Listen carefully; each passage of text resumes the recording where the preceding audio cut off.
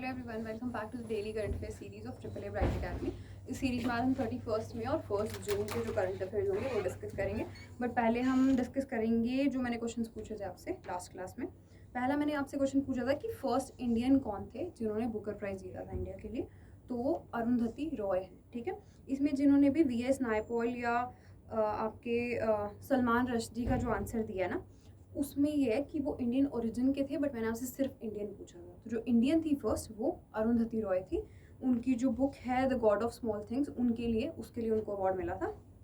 ठीक है, तो फर्स्ट का आंसर ये था आपका। इसमें जशन हांडा ने जो एडिशनल इन्फॉर्मेशन दी है वो भी ठीक है। इंडियन ओरिजिन के जो थे वो VS नायपॉल थे फर्स्ट, और सेकंड सलमान थे, थर्ड पे अरुंधति थी। बट अगर सिर्फ इंडियन का पूछें या इंडियन सिटीजन का पूछें तो वो अरुंधति हैं। ओके, नेक्स्ट मैंने आपसे क्वेश्चन पूछा था कि इंडस वाटर ट्रीटी इंडिया ने कौन सी कंट्री के साथ साइन की थी, तो वो पाकिस्तान के साथ की थी। ठीक है, उसकी डिटेल्स हम उस दिन लास्ट क्लास में डिस्कस कर ही चुके हैं।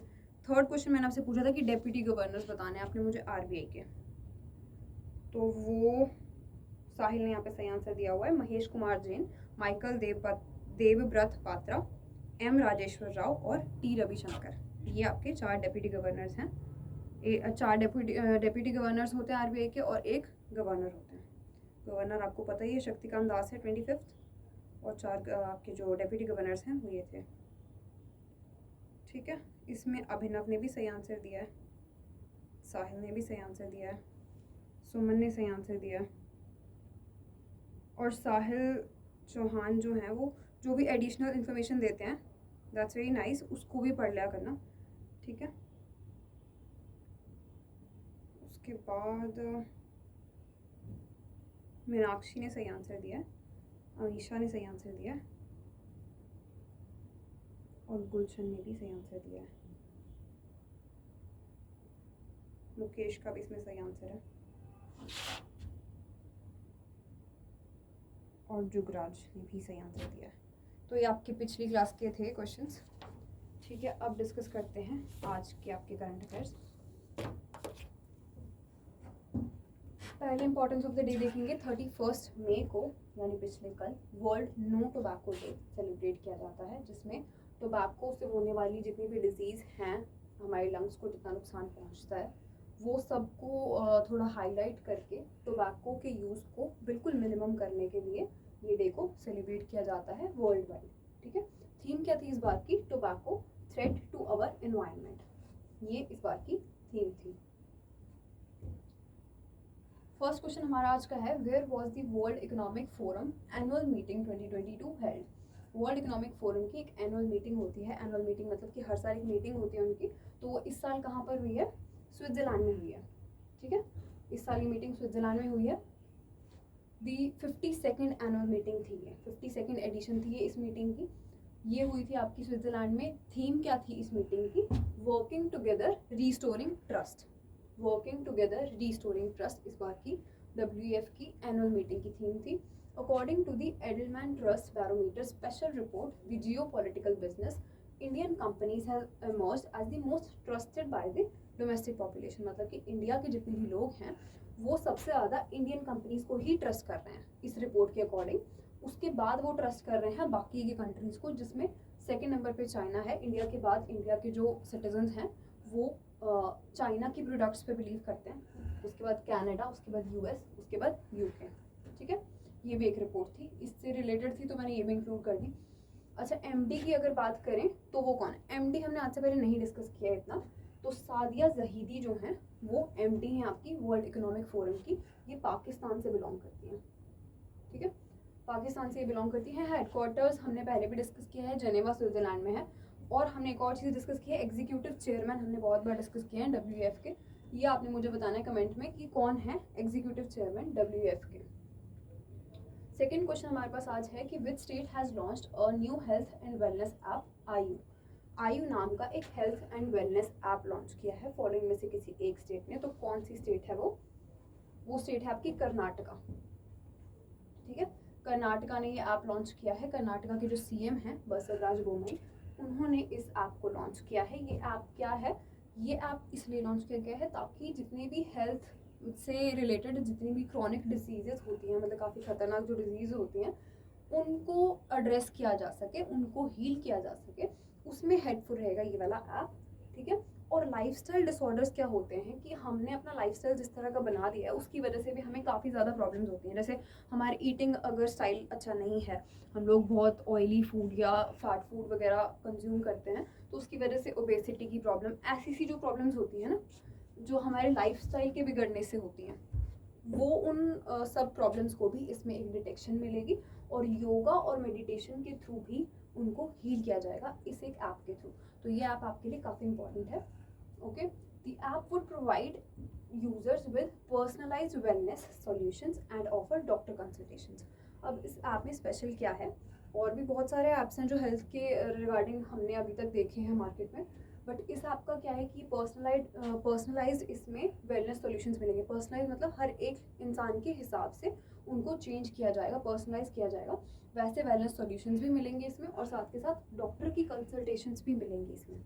Okay, the app aims to cure diseases born out of lifestyle disorders, हमने ऊपर डिस्कस किया है, that have plagued people over the past decade. Obviously past decade में ही, पिछले 10 सालों में ही हमने सबसे ज़्यादा चेंजेस देखे हैं अपने लाइफस्टाइल में।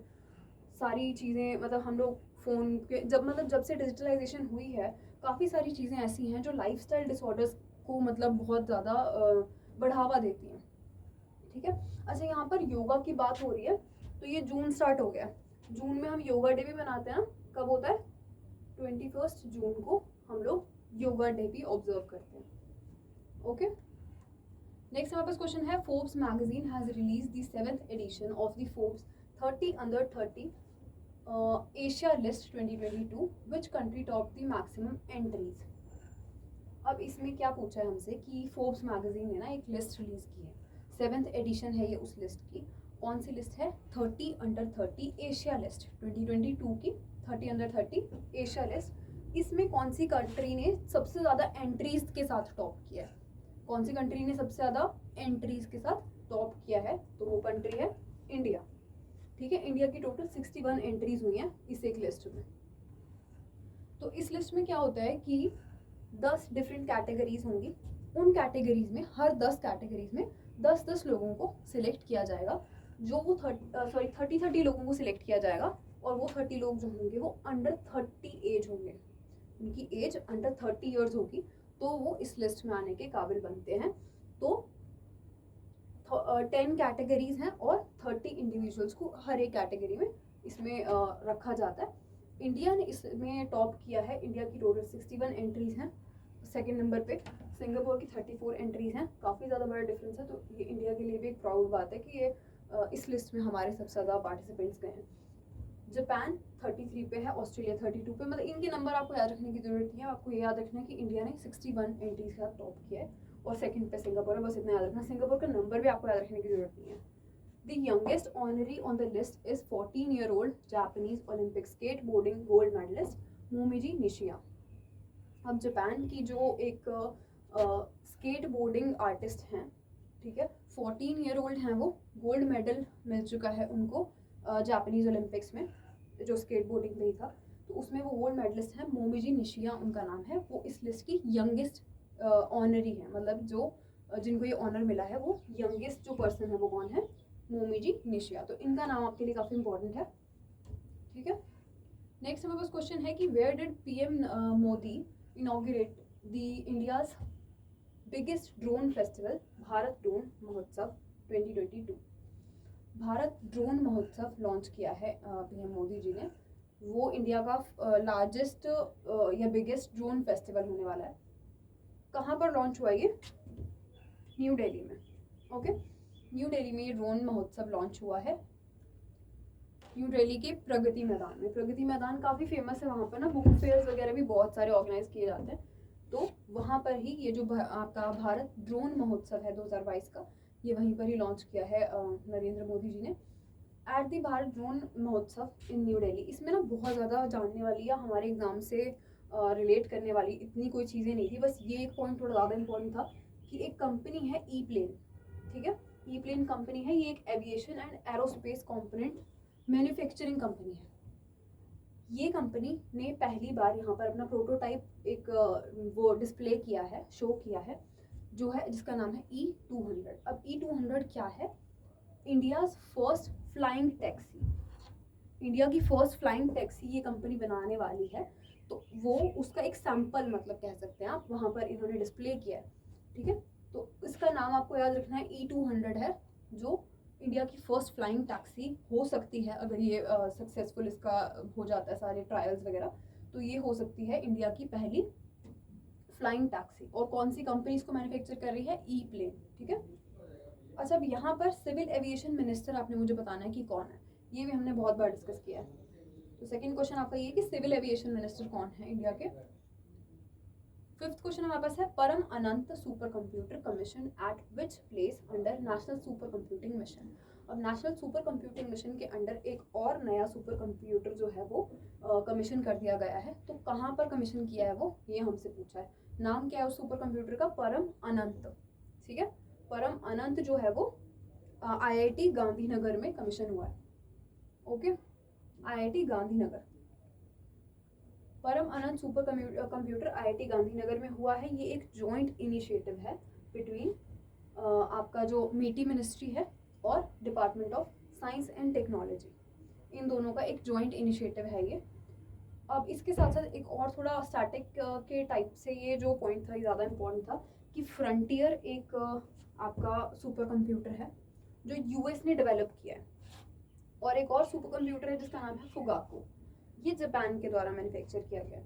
ये जो है वो वर्ल्ड के मोस्ट पॉपुलर सुपर कंप्यूटर्स हैं, most popular fast supercomputers हैं according to the recent top 500 list of world's most powerful supercomputers, ठीक है। एक लिस्ट लॉन्च हुई है जिसके अकॉर्डिंग ये दोनों जो सुपर कंप्यूटर्स हैं, एक फ्रंटियर है जो US ने लॉन्च किया है और दूसरा फुगाकू है जो जापान का है।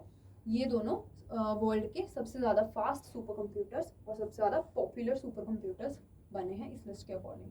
तो आपने इनके नाम याद रखने हैं और इनकी जो मैन्युफैक्चरिंग कंट्रीज हैं वो याद रखना है, ओके। इससे पहले अब परम अनंत तो आपका IIT गांधीनगर में है।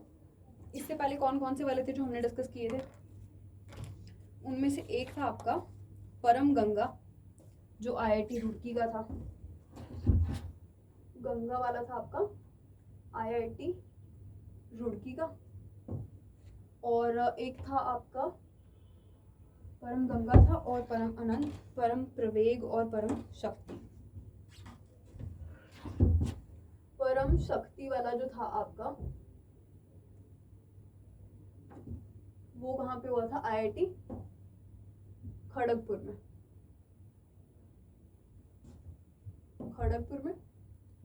और एक और था परम प्रवेग वाला जो था वो हमने लास्ट डिस्कस किया था ना, प्रवेग वाला फर्स्ट था ये इस साल का, वो हुआ था आपका IISc बेंगलुरु में, ठीक है। साथ के साथ अगर रिवाइज करते रहेंगे तो हमारा पक्का हो जाएगा कि ये लास्ट तक जब तक एग्जाम्स आएंगे हमारे बिल्कुल अच्छे से याद हो जाएंगे। परम शक्ति वाला IIT खड़गपुर, परम गंगा वाला IIT रुड़की, परम अनंत जो अब हुआ है वो IIT गांधीनगर में है, परम प्रवेग IISc बेंगलुरु में, ओके। नेक्स्ट हमारे पास क्वेश्चन है कि where is north India's first industrial biotech park inaugurated. North India का पहला इंडस्ट्रियल बायोटेक पार्क जो है वो कहाँ पर इनॉग्रेट हुआ है? तो वो इनॉग्रेट हुआ है कठुआ में, जम्मू कश्मीर का एक डिस्ट्रिक्ट है कठुआ, वहाँ पर ये लॉन्च हुआ है नॉर्थ इंडिया का पहला इंडस्ट्रियल बायोटेक पार्क, ठीक है। अब जो जम्मू एंड कश्मीर के लेफ्टिनेंट गवर्नर है मनोज सिन्हा, उन्होंने जितेंद्र सिंह के साथ मिलकर जो आपके साइंस एंड टेक्नोलॉजी और अर्थ साइंसेस के मिनिस्टर ऑफ स्टेट्स हैं ये, इनके साथ मिलकर उन्होंने लॉन्च किया है नॉर्थ इंडिया का ये पहला इंडस्ट्रियल बायोटेक पार्क कठुआ में जो जम्मू कश्मीर में है। ये जो पार्क है ये क्या होगा इधर कि रिसर्चेज होंगी किन किन चीज़ों पे? वहाँ की बायोडाइवर्सिटी पे, वहाँ के मेडिसिनल और एरोमेटिक प्लांट्स पे, उन पे रिसर्च होगी, जो भी जम्मू एंड कश्मीर के नहीं सिर्फ लद्दाख के भी, ठीक है। लद्दाख और जम्मू एंड कश्मीर के जितने भी प्लांट्स वगैरह होंगे उन पे और वहाँ की जो बायोडाइवर्सिटी होगी उस पर रिसर्च होगी, और इसमें जो ग्रीन कैटेगरी बिजनेस है उसको भी प्रमोट किया जाएगा, ठीक है। Kathua district is destined to be North India's startup destination. अब कठुआ डिस्ट्रिक्ट जो है उसको नॉर्थ इंडिया की ना स्टार्टअप डेस्टिनेशन बनाना चाह रही है सरकार। वहाँ पर नए अभी 25 स्टार्टअप्स हैं जो इस साल में लॉन्च होने वाले हैं या स्टार्ट होने वाले हैं, ठीक है। नेक्स्ट क्वेश्चन हमारे पास है, which company announces industries first smart value income plan? किस कंपनी ने उद्योग प्रथम स्मार्ट मूल्य आय योजना की घोषणा की है? तो ये की है आपकी टाटा IAI लाइफ इंश्योरेंस ने, ठीक है। ये क्या है, ये कोलैबोरेशन है between Tata Sons and AIA group. इन दोनों कंपनीज की कोलैबोरेशन है ये एक कंपनी। इस कंपनी ने ये जो आपका इंडस्ट्री का पहला स्मार्ट वैल्यू इनकम प्लान है ये लॉन्च किया है। ओके, थोड़ी इसकी डिटेल्स देखते हैं। Tata IAI life insurance smart value income plan जो है वो एक participating non linked life insurance saving plan है, जहाँ पर जो बोनस है वो प्रीमियम पेमेंट्स में एडजस्ट किया जा सकता है। इसके बारे में बहुत डिटेल में जानने की ज़रूरत नहीं है, सिर्फ आपको याद रखना कि टाटा AIA है जिन्होंने ये जो स्मार्ट वैल्यू इनकम प्लान है वो लॉन्च किया है। इस प्लान में बहुत सारे बेनिफिट्स होते हैं, जैसे कि कस्टमर्स को ये अलाउ करना कि वो अपने फाइनेंशियल फ्यूचर के लिए प्रॉपरली प्लान कर सकें, और साथ में लॉन्ग टर्म के लिए जो वेल्थ होती है, जो पैसा होता है, उसको जनरेट करने के थोड़े अपने गोल्स रख सकें, ठीक है, और उन गोल्स को फुलफिल कर सकें। ये मेनली ये जो प्लान है आपका, इसका एक पर्पस है। ओके, अब टाटा AIA लाइफ जो है उसकी थोड़ी डिटेल्स देखेंगे, स्टार्टिंग पॉइंट्स। MD CEO हैं उसके नवीन तहरियानी, हेडक्वार्टर्स के मुंबई महाराष्ट्र में। ओके, अब आज के पॉइंटर्स देखते हैं। Hungary became the newest member of international solar alliance. International solar alliance जो है उसकी सबसे नई जो मेंबर है वो हंगरी कंट्री बन गई है, ठीक है।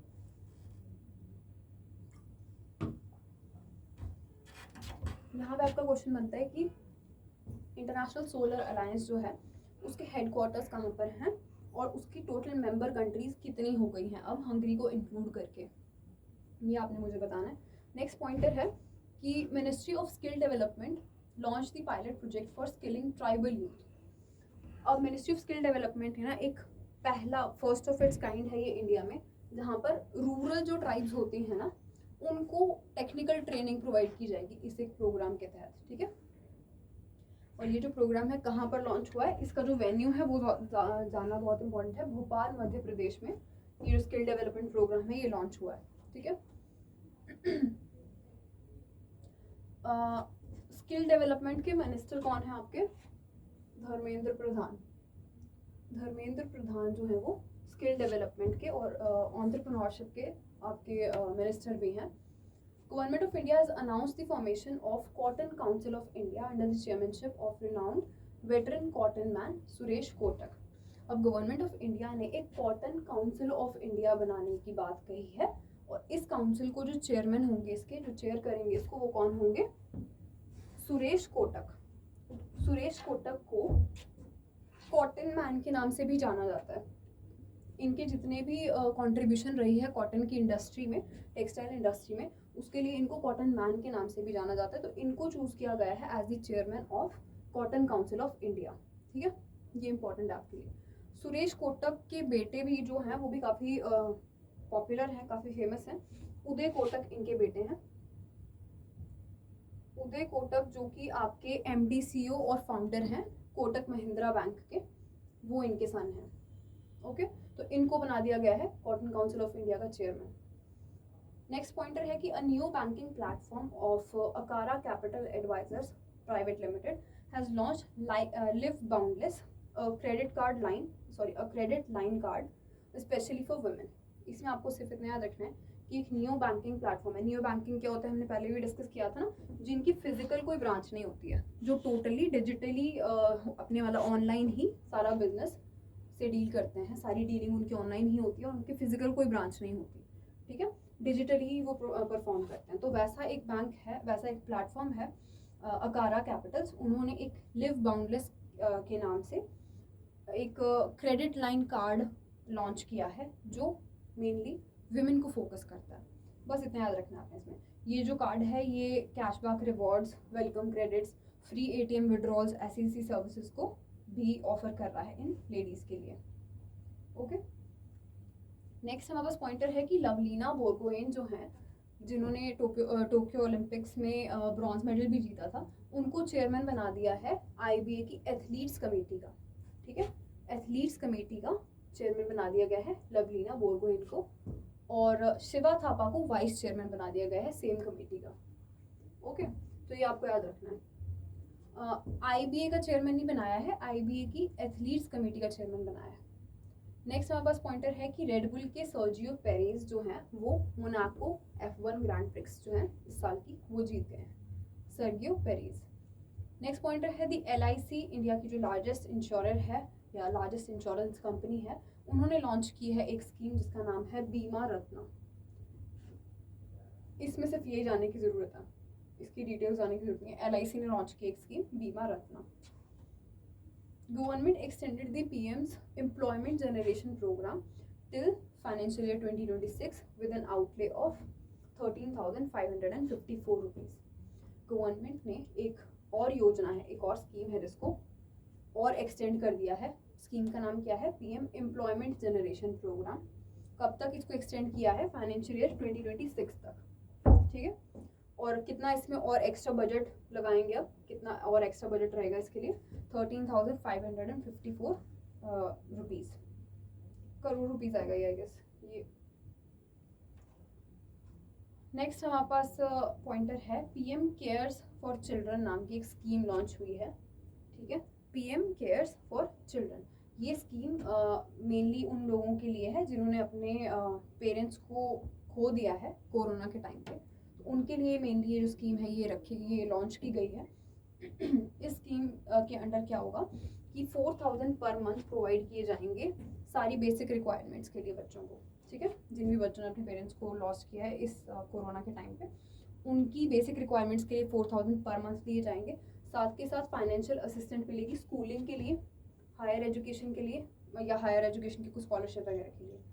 और इसके साथ क्या होगा, एजुकेशनल लोन्स भी इसमें प्रोवाइड किए जाएंगे। ठीक है, उनके प्रोफेशनल या हायर एजुकेशन के कोर्सेज के लिए एजुकेशनल लोन भी इस एक स्कीम के अंडर बच्चों को प्रोवाइड किए जाएंगे। PM cares for children, PM Modi ने इसको लॉन्च किया। ओके, नेक्स्ट हमारे पास पॉइंटर है the Filipino American grand master Wesley Barbosa won the 10th edition of 2022 का नॉर्वे चेस ब्लिट्ज टूर्नामेंट। एक नया चेस का टूर्नामेंट है, नॉर्वे चेस ब्लिट्ज टूर्नामेंट, वो जीता है ग्रैंड मास्टर वेस्ले बारबोसा ने। ये फिलिपिनो अमेरिकन एक पर्सन है जिन्होंने ये चैंपियनशिप जीती है। इसमें जो Indian grand master Vishwanath Anand है, काफ़ी फेमस हैं ये, इंडिया में सबसे पहले मतलब यही थे जो इतने फेमस हुए थे चेस में अभी के टाइम में, तो ये 4th पोजीशन में है। ठीक है, इन्होंने 4th पोजीशन एक्वायर की है, जो नंबर 1 ग्रैंड मास्टर है मैग्नस कार्लसन, उनको हरा के। ठीक है, तो ये आपको याद रखना है। नेक्स्ट पॉइंटर है Maharashtra became the India's top sugar producer after a 5-year gap followed by UP। क्या याद रखना है इसमें? सिर्फ महाराष्ट्र बन गया है इंडिया का टॉप शुगर प्रोड्यूसर, उसके बाद कौन है? UP। सेकंड नंबर पे UP है, फर्स्ट पे महाराष्ट्र है शुगर प्रोडक्शन में। नेक्स्ट पॉइंट है कि the US has surpassed China to become India's top trading partner. अब US जो है, USA जो है, उसने चाइना को पीछे छोड़ दिया है इंडिया के साथ ट्रेड में। इंडिया का ट्रेड पार्टनर US ज़्यादा अच्छा बन गया है, पहले चाइना होता था, अब US ज़्यादा हो गया है, US के साथ ट्रेड ज़्यादा बढ़ गया है, और इसमें जो आपकी इंडिया और US की टाइज हैं उनको भी बूस्ट मिल रहा है। ठीक है, नेक्स्ट पॉइंट है कि RJ Umar receives immunisation champion award by UNICEF. UNICEF का इम्यूनाइजेशन चैम्पियन अवार्ड मिला है RJ उमर को, जो जम्मू कश्मीर से बिलोंग करते हैं। इनको मिला था उस टाइम कोरोना के टाइम पे, जितने भी र्यूमर्स थे उनको साइड में रख के असली जो जेन्युइन न्यूज़ है उसको लोगों तक पहुंचाने के लिए इनको ये अवार्ड मिला है। ओके, ये आपकी आज की न्यूज़ थी, और अगर इसमें कोई भी आपको डाउट लग रहा है तो आप कमेंट सेक्शन में पूछ सकते हैं, और जितने मैंने क्वेश्चन पूछे थे उनका भी आंसर कर देना। मैं आपसे कल मिलूंगी नेक्स्ट क्लास का। Thank you.